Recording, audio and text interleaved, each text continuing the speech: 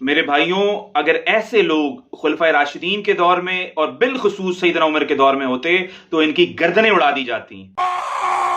خدا دی خدائی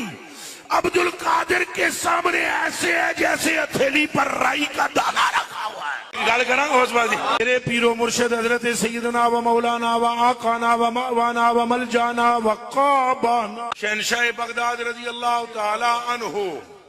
آپ ارشاد فرماتے ہیں نظرت الی بلاد اللہ جمعن، ساری خدا دی خدائی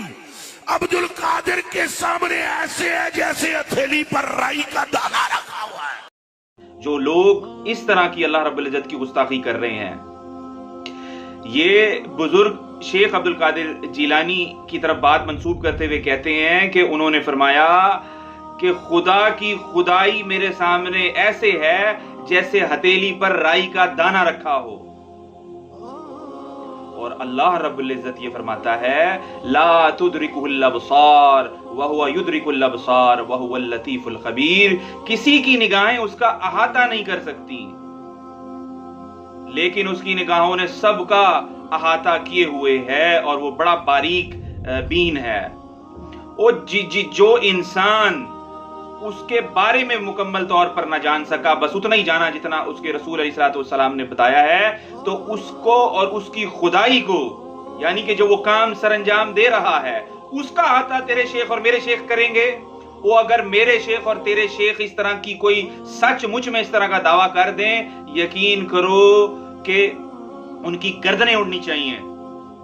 ان کی گردنیں اڑنی چاہیے، اور اللہ رب العزت کی گستاخی ہو اور کسی مسلمان کی غیرت نہ جاگے، اس سے بڑی بغیرتی کوئی نہیں ہے۔ اور یہ بات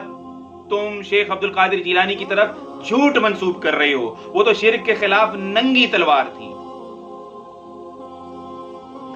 اور اللہ رب العزت تو فرماتا ہے هو اعلم بكم اذ انشاكم من الارض، اور جب تم زمین میں تھے،